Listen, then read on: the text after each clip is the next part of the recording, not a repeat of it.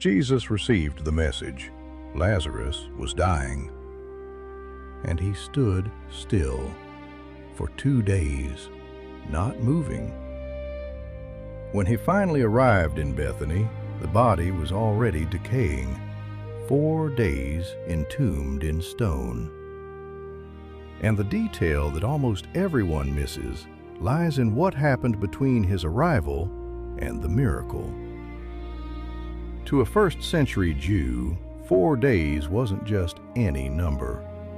There was a belief, recorded in rabbinic commentaries, that the soul lingered near the body for 3 days.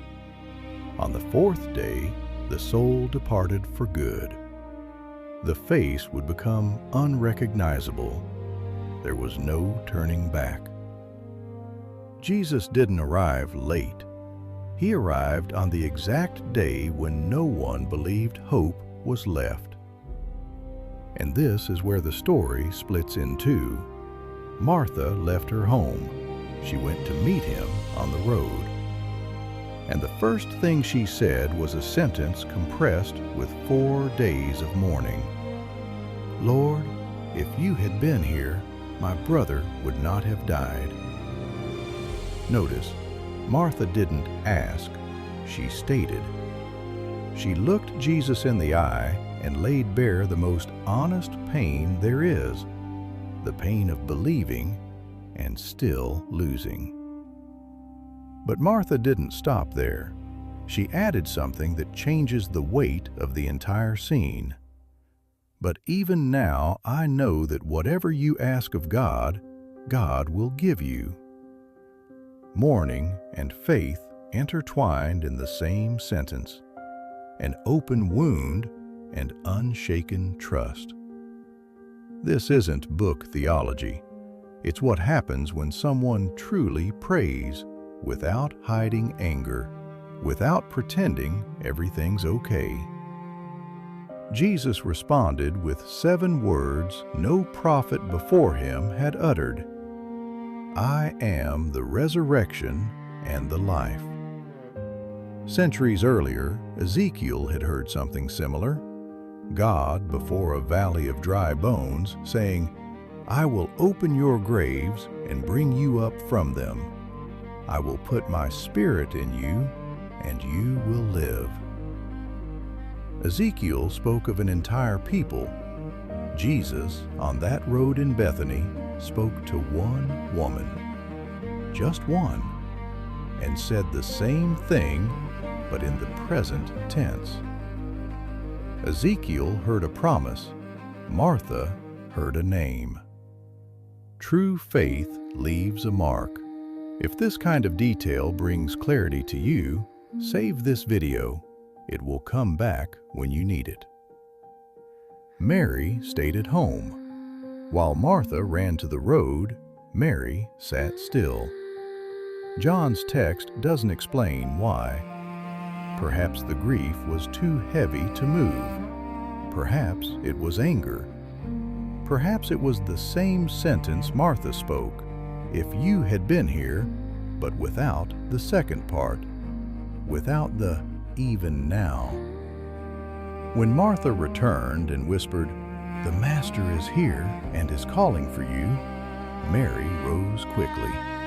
She went to Jesus, fell at his feet, and said the exact same words as her sister. "Lord, if you had been here, my brother would not have died."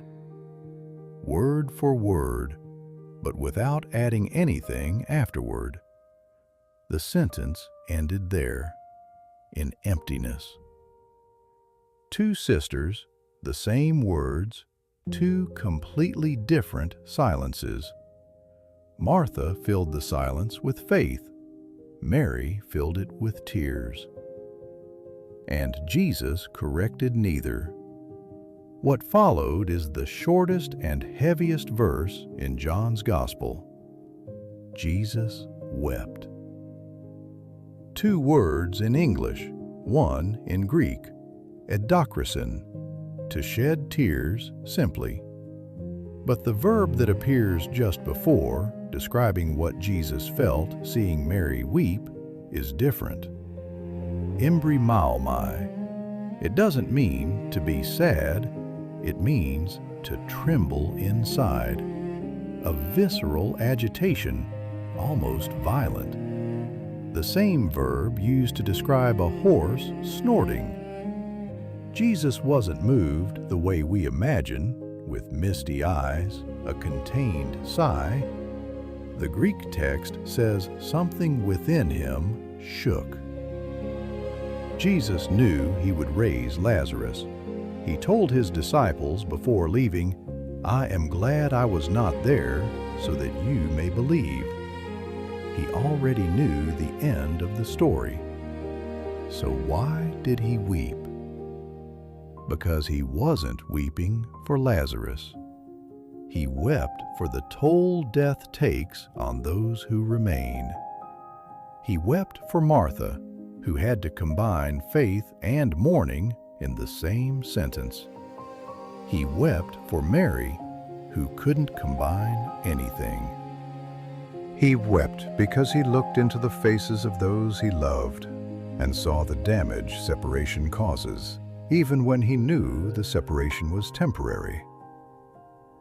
Psalm 130 says, "My soul waits for the Lord, more than watchmen wait for the morning." The watchman knows the sun will rise, there is no doubt, but the waiting still hurts.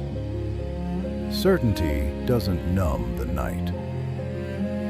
Jesus wept as one who knows the dawn is coming, and yet feels every minute of the darkness alongside those he loves. Do you recognize this tension that Martha lived, believing and doubting at the same time, somewhere in your life? Write it down below. I want to read what you have to say. Then he walked to the tomb, a cave, a stone in front. "Take away the stone." Martha reacted immediately. "Lord, by now there is a stench, 4 days." Notice, Martha, the same one who said, "I know that whatever you ask of God, he will give you," now hesitates before the stone. Her faith was real, and it was imperfect, like any honest person's. Jesus lifted his eyes, prayed aloud, not because he needed to, but so that those around would hear. And he shouted. The Greek verb is kraugazo, to shout with full force. He didn't whisper, he didn't ask. He commanded, "Lazarus, come out!" And the dead man emerged, bound hand and foot with strips of cloth, face covered, standing but still bound.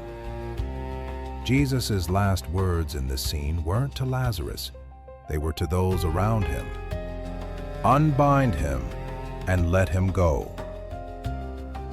The miracle brought Lazarus back, but human hands removed the bindings. Jesus restored life and asked others to restore freedom. Those who know the dawn is coming still carry those in the dark. Perhaps you're in a 4th day, the day when no one expects anything, the day when even your own faith hesitates before the stone. Psalm 130 begins like this: "Out of the depths I cry to you, out of the depths." Not from the altar, not from the church pew, from the deep.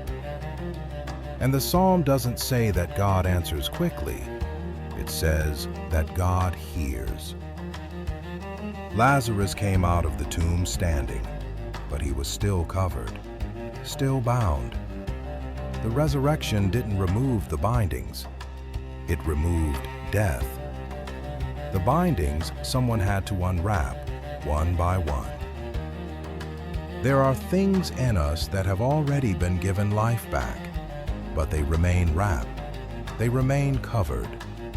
And maybe the invitation isn't to wait for the miracle. Maybe it's to let someone come close enough to remove what still binds. True faith leaves a mark. On this channel, every video is a step on this journey. The next one is already waiting for you on the screen. Stay